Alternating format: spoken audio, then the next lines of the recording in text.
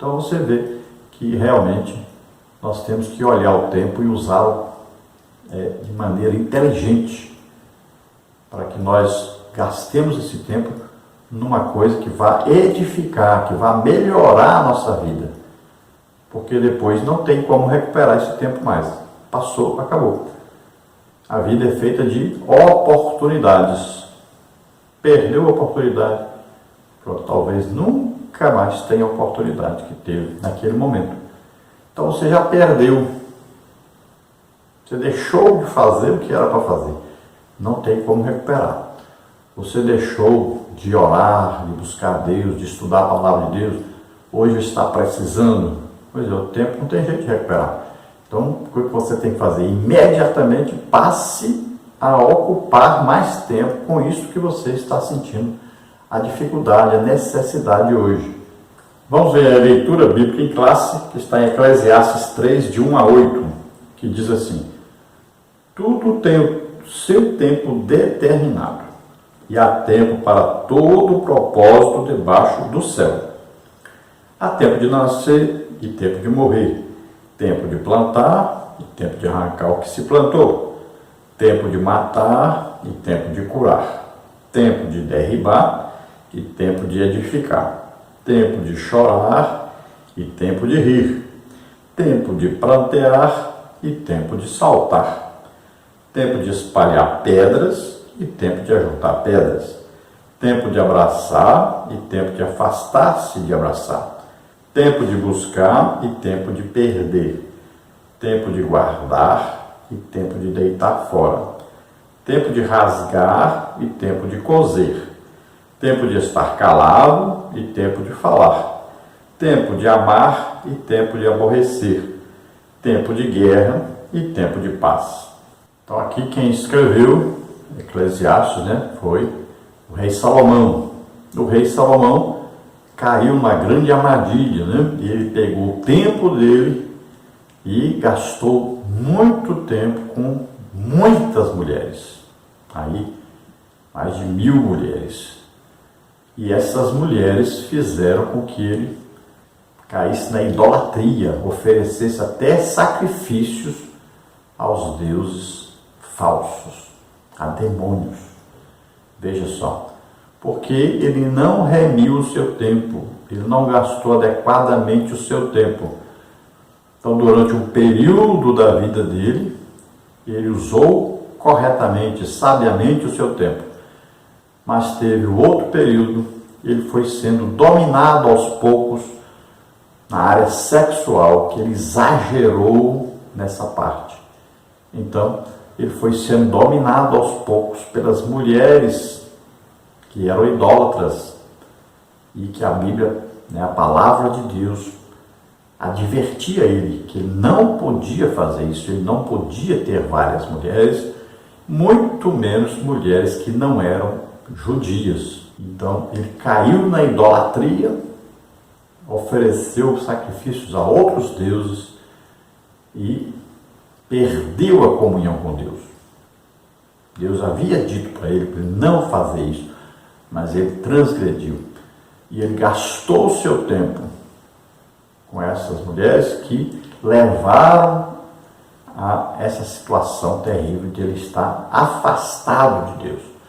Então, no finalzinho da sua vida, ele ainda consegue pegar e remir o seu tempo e dedicar mais tempo a Deus, a busca por Deus, e ainda consegue o arrependimento, consegue chegar à conclusão da sua vida que o que importa mesmo é temer a Deus, guardar os seus mandamentos, é estar em comunhão com Deus. Ele descobriu no finalzinho da sua vida que ele perdeu muito tempo que deveria ter gasto com Deus. Então, esse tempo foi gasto na prostituição, foi gasto no adultério, foi gasto de maneira errônea. Então, aqui nós vemos que nós temos tempo para tudo que nós necessitamos. Deus nos deu tempo suficiente para nós fazermos tudo o que nós necessitamos fazer. Agora, o problema que acontece é que nós temos gastado o tempo que Deus nos deu muito tempo deste tempo com coisas inúteis, com coisas desnecessárias. Nesta lição, então, nós vamos ver aí os seguintes tópicos e subtópicos. Tópico número 1, conceitos importantes. Subtópico 1, a palavra tempo. Subtópico 2, o tempo na Bíblia e na teologia. No tópico 2, nós vamos ver a mordomia do tempo. Subtópico 1, remindo o tempo. Subtópico 2, contar o tempo. Subtópico 3, a prestação de contas. No tópico 3, nós temos como aproveitar bem o tempo. Subtópico 1, use o tempo para Deus. Subtópico 2, use o tempo para você mesmo. Subtópico 3, use tempo para a sua família. Vamos então à introdução, que diz o seguinte: segundo a Bíblia, a origem do tempo está na intervenção de Deus ao criar o planeta Terra e o ser humano. No plano original, o ser humano foi criado para viver infinitamente. Mas após a queda, ele perdeu o direito à imortalidade e passou a experimentar um relacionamento finito com o tempo, onde passado, presente e futuro trazem a dimensão temporal da vida terrena. Assim, o ser humano percebe que sua existência é efêmera. Portanto, nesta lição, estudaremos o conceito de tempo na mordomia e proveito. Então, nós sabemos que Deus é eterno, não tem princípio de dias, nem fim de dias. Então, Ele é Deus. Ele é quem criou todas as coisas, inclusive o tempo. E para nós, seres humanos, então, esse tempo que nós conhecemos passou a existir a partir do momento que o homem passa a existir. Então aí o homem vai passar a contar o seu tempo de vida aqui na Terra.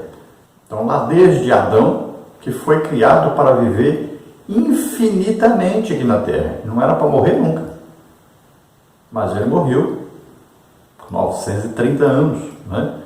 Nós temos aí Matusalém, 969 anos, temos aí Noé, 950 anos. Então veja bem que os homens foram criados para viver muito, mais de 1000 anos.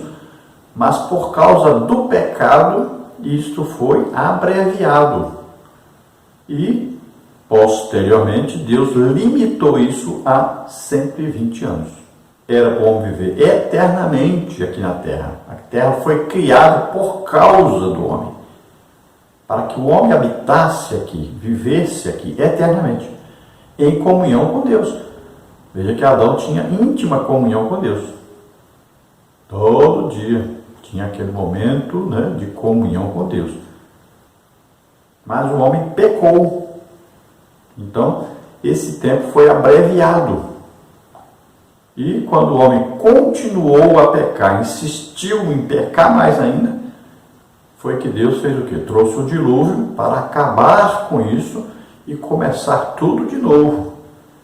Mas agora ele vai o quê? Limitar o tempo de vida.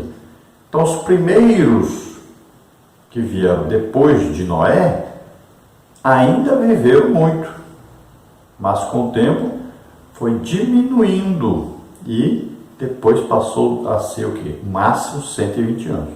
E Deus explica, por causa da contenda entre o espírito que ele deu ao homem e o desejo carnal desse homem de fazer tudo o que agrada ao corpo.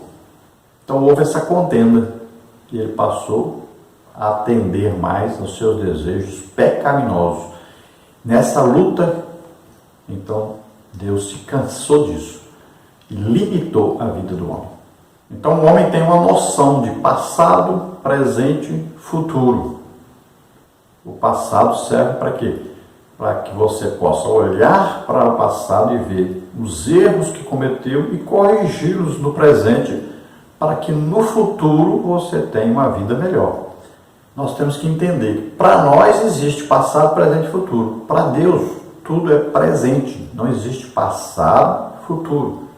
Ele viu o dia que eu nasci e já viu o dia que eu morri aqui na Terra.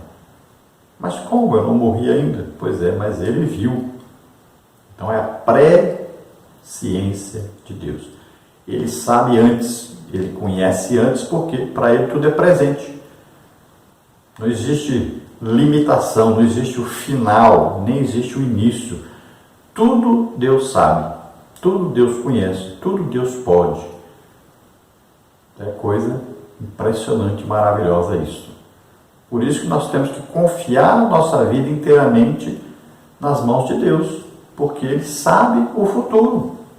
Então veja só, você pode estar indo para um lugar que vai ser um lugar péssimo no futuro. Você pode estar investindo numa coisa que pode ser um péssimo investimento no futuro. Então, se você confiar a sua vida a Deus, confiar inteiramente nele, Ele vai conduzir você de maneira sábia para que você sempre esteja bem. Então, nós passamos, na verdade, aqui como se fosse uma chuva na Terra. Um tempinho curto na Terra. Máximo aí 120 anos. Imagina, é muito curto esse período. Se nós compararmos lá com a vida de Adão, Matusalém, né, de Noé, então nós vivemos muito pouco. Agora imagine diante da eternidade. Então nossa vida é muito curtinha e nós temos que aproveitar o tempo que nós temos aqui e nós temos que construir uma situação para que estejamos para sempre com Deus. Imagine a pessoa gastar a vida toda aqui, às vezes 80 anos, vivendo no pecado, ao invés de gastar o tempo pensando no futuro com Deus. Ele gastou todo o tempo com coisas que não agradam a Deus e ir para o lago de fogo e enxofre, viver a eternidade sem Deus, sem paz, sem salvação, sofrendo. Olha só o que ele construiu, olha só o que ele fez com o tempo. Tópico 1, conceitos importantes. Subtópico 1, a palavra tempo. Subtópico 2, o tempo na Bíblia e na teologia. Subtópico 1, então, a palavra tempo. Tempo significa série ininterrupta e eterna de instantes. Medida arbitrária da duração das coisas. Época determinada. Ele é a duração dos fatos. É o que determina os momentos, os períodos, as épocas, as horas, os dias, as semanas, os séculos, etc.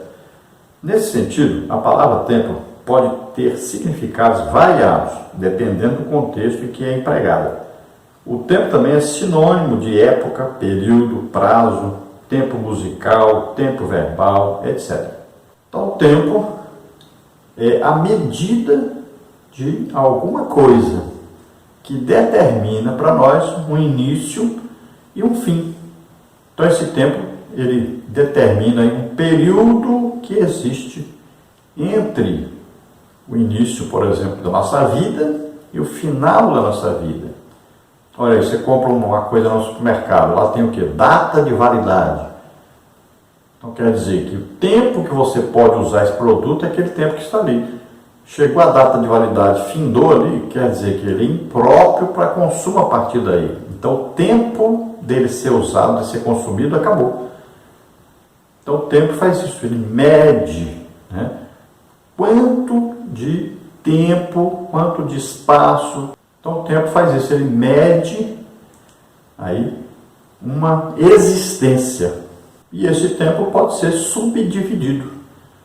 Né? Aí tem os milésimos de segundo, segundos, né? Tem aí horas, aí tem dias, tem aí semanas, meses, anos, aí vai décadas, né? Aí vai séculos, então milênios, então vai sendo dividido. Pode ser dividido em várias partes diferentes. E a palavra tempo tem vários usos. Até na música tem lá o tempo certo, né? Então, em tudo existe aí uma palavra tempo, e esse tempo pode significar várias coisas diferentes. Então, por exemplo, o tempo verbal, né? Se indica aí, por exemplo, alguma coisa é no passado, é no presente ou no futuro? Também tem que usar a palavra tempo aí. Sempre esse tempo, então, vai ser subdividido para nós compreendermos as coisas. Subtópico 2, então, o tempo na Bíblia e na teologia. Deus criou o tempo. Ele o formou com o objetivo de estabelecer ciclos para suas obras criadas, como está em Gênesis 1,14. Nesse aspecto, o homem também buscaria o seu Criador no tempo, Atos 17, 26 e 27. Assim, sem a dimensão do tempo, o homem não compreenderia sua origem, começo, nem muito menos o conceito de eternidade. A Bíblia emprega significados variados, sentidos reais e metafóricos do tempo.